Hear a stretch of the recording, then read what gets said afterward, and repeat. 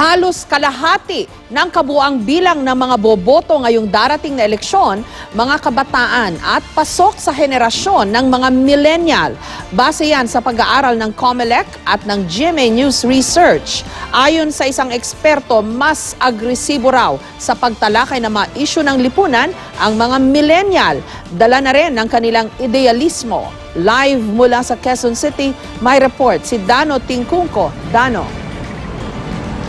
Jessica, gaya nung nabanggit mo, ngayong eleksyon 2016 ay nasa halos kalahati ng buong voting population ang nasa tinatawag na millennial age bracket o yung mga nasa age group na 18 to 34 years old. Pero bakit kaya sinasabing kahit wala pa naman talaga sa kalahati ng buong voting population at wala namang konsepto ng block voting ay makapangyarihan daw hindi lang ang boto kundi ang boses ng grupong ito? Mahigit 50 milyon ang boboto sa nalalapit na eleksyon at base sa datos mula sa COMELEC at GMA News Research, malaking bahagdan sa mga boboto ngayong eleksyon 2016, mga kabataan. Sa unang tingin sa iba't ibang age group, mukhang kukonti lang ang mga bata. Nasa mahigit 5%, 3 milyon sa mga edad 18-19 halimbawa, 14.7% o halos 8 milyon sa edad 20-24 at hindi na nalalayo sa mga sumunod na age group. Pero kung pagsasama-samahin ang buong sektor ng tinatawag na millennial o yung mga nasa edad 18 hanggang 34, pumapalo sa 45.5% ang kabuang bilang ng mga ito ang boboto ngayon, halos kalahati ng buong voting population. The assumption is that they are the more idealistic sector of voters. The basis of this assumption is that many of these are, if not students, young professionals, and therefore are also not yet in some positions of influence. Ayon sa political analyst na si Professor Edmund Tayao, kumpara sa mga mas nakatatandang botante na karaniwang konserbatibo ang pananaw, ang mga millennial mas agresibo daw sa pagtalakay sa mga isyu ng lipunan, dala ng kanilang idealismo. The younger voters would tend to be less organized compared to the older voters. Less organized in the sense that they tend to follow what they believe is right. The extreme tendency of idealism as far as the younger voters are concerned, they also they also tend to not be apathetic but more of critical of the prevailing situation, to the point that it leads them to not vote. Pero kahit wala pa sa kalahati ng voting population ng mga millennial at hindi naman sila maituturing na block vote o iisa kung bumoto, para sa grupong Youth Vote Philippines, malaki ang papel at kapangyarihan ng millennial vote. Dahil engaged sa discussion ng mga youth, they sway the decisions of the older ones. And sabi nga, naririnig na natin sa mga matanda that yung mga kabataan, what they're fighting for today will really affect their lives for the next 10 years. Sa millennial age group, kapansin-pansin na halos wala sa mga ito ang may sarili ng pag-iisip sa mga mahalagang pangyayari sa ating kasaysayan tulad ng People Power Revolution. Sa age bracket na ito, lumalabas na ang mga pinakamatandang millennial na 34 years old. Halimbawa, 4 years old lang nang mangyari ang People Power Revolution.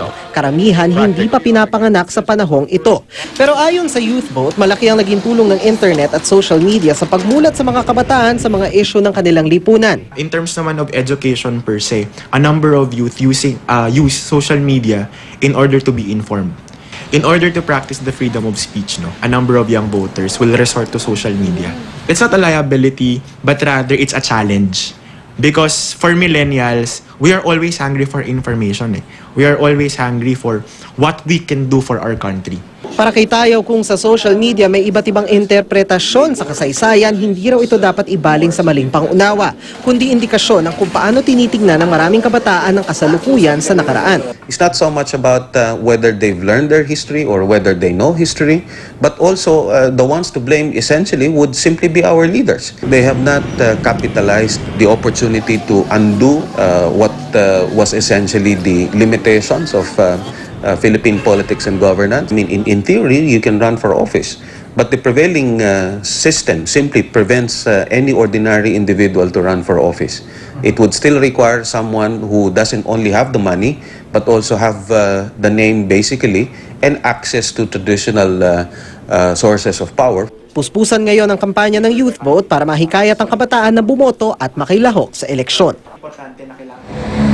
At Jessica, sa susunod na linggo, last week of February hanggang Marso, ay nakatakdang maglabas ng online version nitong voter selection toolkit na makikita sa youthvotephilippines.com na ayon sa grupo ay sana raw ay magsilbing gabay hindi lang sa mga millennial voter, kundi pati na rin sa lahat ng boboto ngayong eleksyon. Jessica. I'm curious lang ako, Dano, kung kamusta ang turnout ng mga millennial voters sa nakalipas na dalawang eleksyon dito sa ating bansa, 2010 and 2013. Kasi I remember na naging issue yan. Yung mga kabataan, hindi ko lang ma-remember specifically which election, gustong-gusto nilang makilahok. Unfortunately, at the time, hindi naman sila nagparehistro. So ito kayang eleksyon na to, nagpa-register kaya sila, and in the past 2 elections, did they bother enough to vote? Jessica, sa ngayon, when it comes to actual and exact figures, we don't have that right now. Pero ang sinasabi sa atin ng Youth Vote Philippines and ng COMELEC na rin in past occasions, steadily nagkaroon ng increase in terms of participation ng at least ng millennial sector. Hindi lang na millennial sector, but the general youth sector pagdating sa eleksyon. Simula pa nung eleksyon 2010 and eleksyon 2016. Also, yung Youth Vote Philippines, they also noted certain changes dun sa attitude. Halimbawa, lalo na ng kabataan pagdating sa automated elections. Kasi nung una daw, nagkaroon daw ng pagdududa sa ilang sektor ng kabataan dun sa automated elections, kung ito ba ay safe, kung ito ba ay transparent. Ngayon naman daw, ang shift ng discussion, nagkakaroon ng shift ng discussion na they would like to participate or interesado sila sa automated elections. Pero ngayon naman, ang tanong is how do we make sure na safe ito, transparent ito, at yung kumbaga meron na ring shift ng discussion dun sa mismong mananalo, paano natin masisingil yung kandidato na yon kung hindi niya matupad yung kanyang pangako. So yun ang titingnan natin ngayon sa 2016 elections naman, Jessica. Maraming salamat sa iyo, Dano Tingkungko.